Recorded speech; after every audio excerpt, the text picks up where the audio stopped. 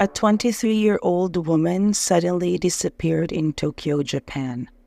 Her brother became worried when he saw a tweet from his missing sister, Aiko, expressing her desire.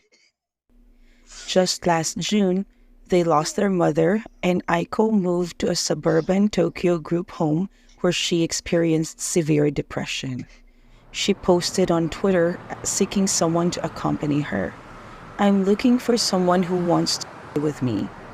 In an effort to find Aiko, her brother hacked her Twitter account and discovered something deeply disturbing.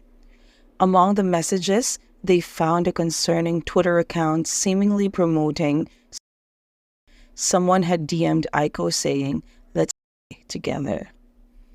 Upon closer examination of the man's profile picture, he noticed an avatar with rope marks on the neck and wounds on the wrists. The caption below read, "I want to spread awareness about suicide. I want to help those truly suffering. Don't hesitate to DM me."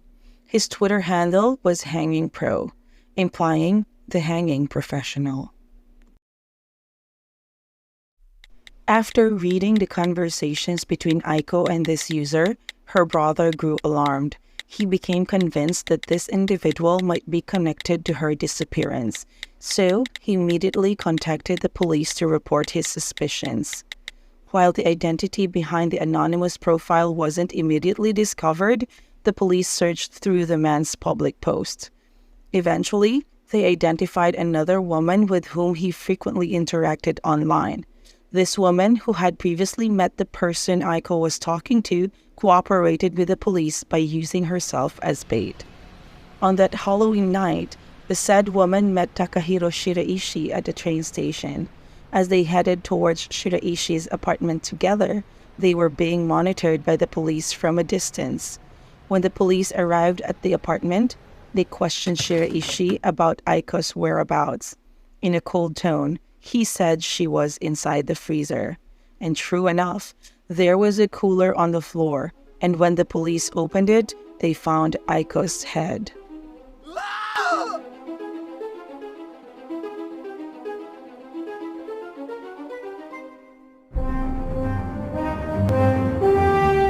Hello and welcome to my channel where I will share with you shocking stories about murder cases, psychological thrillers, and other mysteries from around the world. So, if you enjoy this type of content, make sure to watch until the end of this video and don't forget to like, comment, and subscribe to my channel. Takahiro Shiraishi was born in Zama, Japan. He grew up with his parents and a younger sister. He was described as a quiet, young boy, and while not particularly intelligent, he was a diligent student with a perfect attendance record. During his teenage years, Shiraishi was thin and wore eyeglasses. In his first year of junior high school, he was a member of the baseball team, and in his final year, he switched to the track team.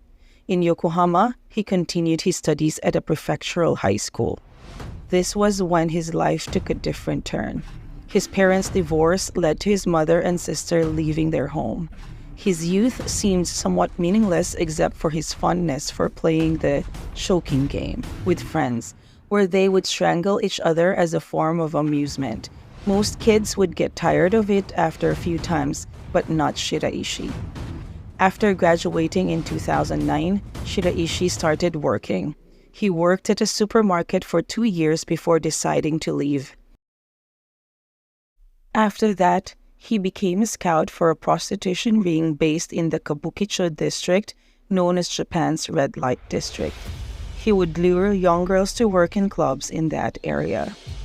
According to other scouts, Shiraishi was unsettling, so they needed to be cautious around him. He was also described as a traitor. In February, he received a suspended sentence for his involvement in a prostitution ring. He confided in his father about his lack of purpose in life at this time. At the age of 27 and unemployed, he became engrossed in social media, particularly Twitter, where he gradually gained followers. According to his neighbors, he was close to his father, who worked at an automotive design workshop where Shiraishi often helped out. But in August, His father told him that he had found a new love and they wanted to live separately. As support for his son, his father rented an apartment 2.5 kilometers away from their home. The monthly rent for the apartment was 19,000 yen. In August 22, he moved into this apartment, and it is now referred to by Japanese media as the House of Horrors. Shiraishi opened 2 Twitter accounts. The first account, portrayed him as a sad individual looking for companionship. In a post on August 25, he wrote, "I want to forget everything. I want to disappear."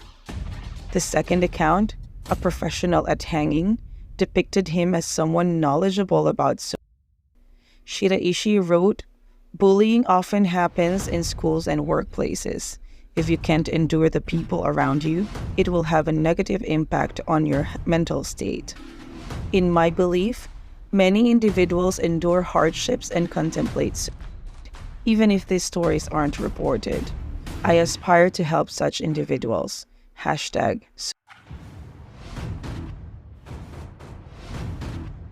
Is using briquettes for suicide easier? People often ask about this, but it's difficult to provide a definite answer. Perhaps they imagine a peaceful departure while asleep, but it might not happen due to the potential dizziness caused by carbon monoxide poisoning. There's a high chance it could lead to severe brain damage. He actively sought victims on Twitter using the hashtag #SuicideRecruitment, often targeting vulnerable young girls suppressing their intention to end their lives. Through direct messages on Twitter, he would tell them, "Let's stay together." He would entice them to come to his house if they wanted to, where he would then kill them. To prevent the victims from changing their minds at the last moment, he would meet them at the train station near their location. And from there, they would go to Shiraishi's residence.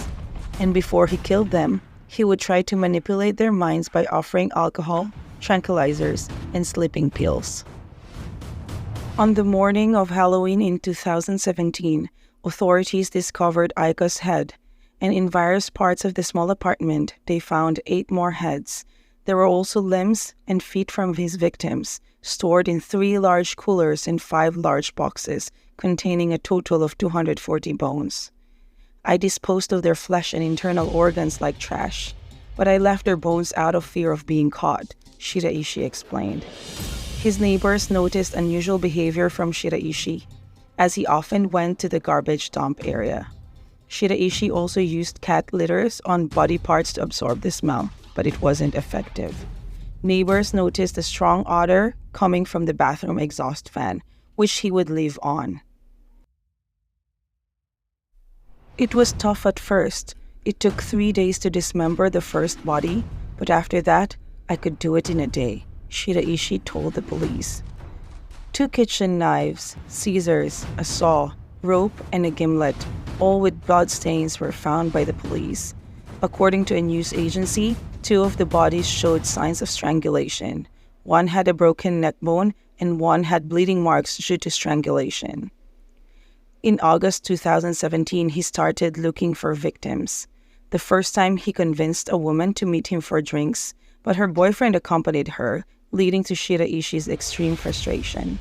However, later on, the woman agreed to visit his place alone, and after strangling and hanging her, he needed 3 days to dismember her body. Later, the woman's boyfriend came looking for her, questioning her disappearance. So, Shiraishi killed him too, but this time, he dismembered his body more quickly. Shiraishi then texted his ex-girlfriend saying, "I killed a hostess who said she wanted to." His ex assumed it was just a joke. Shiraishi killed 9 people in just under 2 months. 1 victim in August, 4 in September, and 4 in October. The oldest was 26 years old, 4 were teenagers, 3 were in high school, and 1 was 15 years old. He stated that his motives were sex and money. He stole $4,400 from 1 victim, though it wasn't mentioned how. Some of Shiraishi's victims were suspected to have been strangled from the outset, even before they lost consciousness, as he would later assault them. Takahiro Shiraishi was arrested on charges of abandoning corpses. He confessed to the 9 murders on October 1, 2020. While it was clear that Shiraishi was the killer of all 9 victims, his lawyer defended him, arguing that he was not guilty as it was murder with consent, which carries a maximum sentence of 7 years. According to his lawyers, all his victims wanted to die. However, Shiraishi himself stated that his victims did not want. The victims had bruises on the back of their heads, which suggests that there was no agreement and that I did it so they wouldn't resist, he told the newspaper. The court provided 16 seats for members of the public to attend Shiraishi's trial.